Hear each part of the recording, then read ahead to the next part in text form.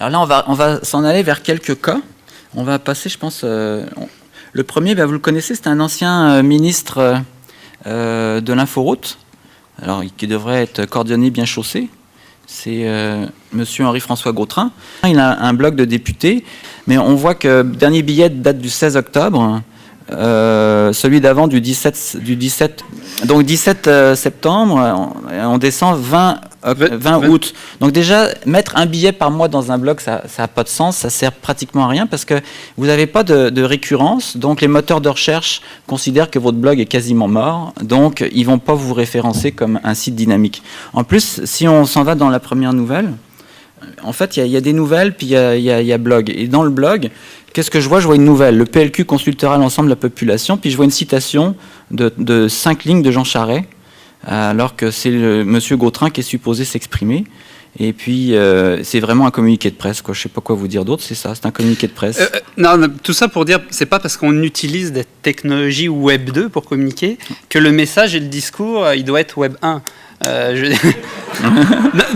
Non, mais c'est ça. Mettre des communiqués de presse, autant le mettre sur un site statique, ça change rien que de le mettre sur un site blog. Oui, c'est ça. Ou mettre un blog spécial communiqué de presse et écrire communiqué de presse en haut. Le discours est important. On n'est pas obligé de toujours utiliser le jeu, mais il faut quand même amener une information supplémentaire qu'on ne trouverait pas sur CNW. C'est ça. Et un petit peu, comme on disait tantôt, soit vous faites un blog très informel, mais là, écoutez, c'est une personnalité politique qui parle, qui est supposée avoir une subjectivité, avoir un engagement, et puis c'est traduit dans des mots qui sont des mots corporate à la limite, là, ou politique très encadrée, là. Et on voit pas le jeu, on sent pas le député, il n'existe pas. Si on nous a parlé ce matin, excusez-moi pour lui, là, mais... Non, il a déjà le mérite d'exister, hein. On aurait pu en prendre un autre. Oui. Au moins, lui, on l'a trouvé. Oui, c'est ça. On a parlé, alors on a rajouté ce site-là parce que je le connaissais pas. Puis effectivement, Gilles Taillon, c'est pas parce que c'est un péquiste, hein, ça n'a pas rien à voir. Mais il a un blog qui est effectivement intéressant. D'abord, il est sur un très bon engin de blog qui s'appelle Blogspot, parce que l'autre, effectivement, celui de monsieur... Blogueur. Blogspot, ouais, blogueur. Mais monsieur Gautrin, c'est un genre de blog... c'est pas un blog, en fait. Il y a un blog dans son site, mais c'est fait maison, là. Donc, c'est probablement pas très bien, construit au niveau de la sémantique du web.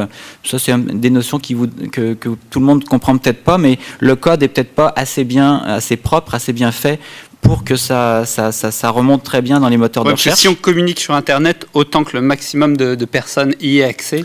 Et la principale façon de trouver une information, c'est un moteur de recherche. Exact. Donc si on est ami des moteurs de recherche, on est ami des personnes qui veulent trouver l'information. Alors aujourd'hui, on a tous ces outils qui sont open source, qui sont disponibles, ou bien tous ces services en ligne propriétaires comme Blogger, mais gratuit, qui appartient à Google. Alors je vous dis pas, quand vous êtes sur un blog de Google, évidemment...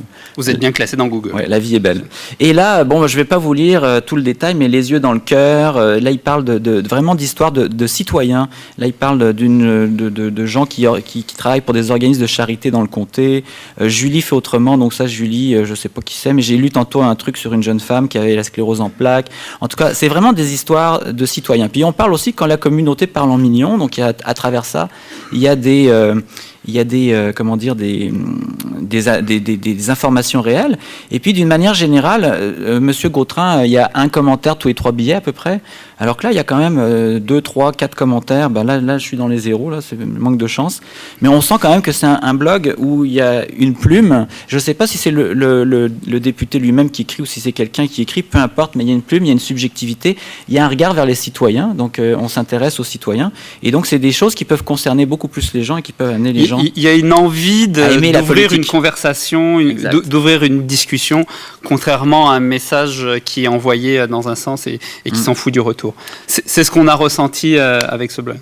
Alors là, on passe au ministère des Affaires étrangères, je suis pas capable, moi, au ministère des Affaires étrangères anglaise, qui a ouvert un site...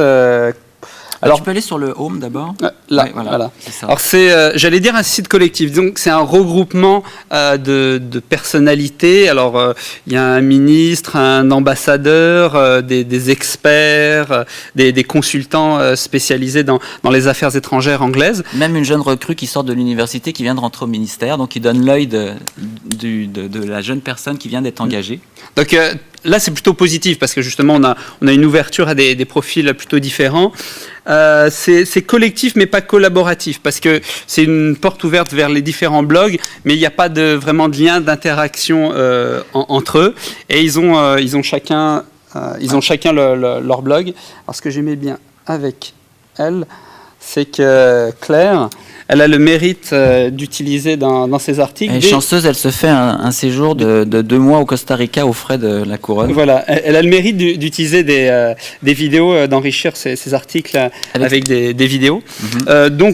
Vidéos qu'elle pourrait héberger sur le serveur du ministère. Mais vous voyez, elle est pas bête. Elle dit, si je m'en vais dans une communauté comme YouTube, ma vidéo va rayonner beaucoup plus. Peut-être qu'elle va m'échapper, mais d'un autre côté, elle va être vue par beaucoup plus de monde. Parce que si la vidéo vous plaît, et vous dites « Ah tiens, moi aussi j'aimerais faire un article sur ce sujet-là », et bien là, vous faites 2 clics, vous allez dans Menu, et hop, vous récupérez tout de suite la vidéo pour la mettre sur votre blog. C'est la différence avec ce que disait Christian. Une vidéo hébergée au ministère, on ne peut pas la récupérer. Et donc, c'est dommage parce qu'il y a du temps qui a été investi pour faire cette vidéo. Autant qu'elle soit rentabilisée en étant diffusée le plus large possible. Par contre, si vous voulez vraiment conserver les droits sur votre vidéo, il est possible d'avoir un lecteur dans lequel vous avez la même fonctionnalité. Donc, vous pourriez l'héberger quand même au ministère si vous voulez vraiment conserver la vidéo. Mais si vous avez plus de questions, si vous avez vraiment plus de questions sur la vidéo, sur Internet, vous venez nous voir après, on en discute. Okay. on fait le business. Donc, ça, on a vu pour les aspects positifs. Mais après, si on regarde vraiment dans le discours, dans ce qui est dit sur les différents blogs, on reste toujours sur un discours qui part du haut vers le bas, c'est-à-dire moi je suis un expert, je suis un ambassadeur, j'ai une vision, je vous la donne, c'est comme ça. Et on se rend compte qu'il n'y a quasiment pas de commentaires parce que le discours n'engage pas la discussion. Donc, tout comme tout à l'heure, c'est pas parce qu'on utilise des technologies Web 2 qu'on ne doit pas adapter son discours. C'est ça, puis tant qu'à faire une collection de blogs personnels, c'est bien les blogs personnels, mais ils auraient pu aussi faire un blog collectif, ça c'est une autre idée. Mais ça c'est un choix, les deux sont possibles.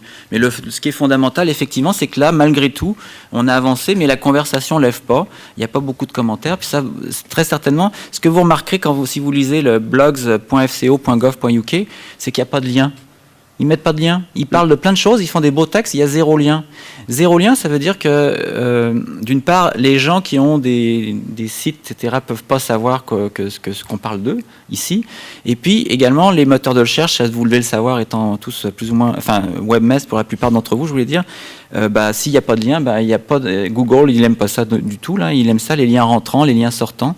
Alors, et plus largement aussi, la différence avec le discours Web 2 ou le discours de blog, c'est qu'on n'est pas dans j'ai le savoir, ce matin je me suis levé, j'ai eu une vision, je sais exactement ce que c'est les affaires étrangères. Non, c'est je m'informe, je fais de la veille, j'ai été sur ce site internet, j'ai récupéré cette information qui m'a servi à ma réflexion, je vous mets le lien vers le site internet. C'est ça, c'est être honnête aussi, c'est j'ai pas tout inventé, j'ai pris à droite, à gauche, mais j'amène quelque chose de plus dans ma réflexion. Et du coup, je participe à ce fameux effet réseau dont je vous parlais ce matin. Je suis dans un mode de communication en réseau, donc je m'abreuve au réseau et je renvoie aussi au réseau. Donc en fait, mon site n'est pas fermé, c'est pas un cul-de-sac, c'est un lieu de passage.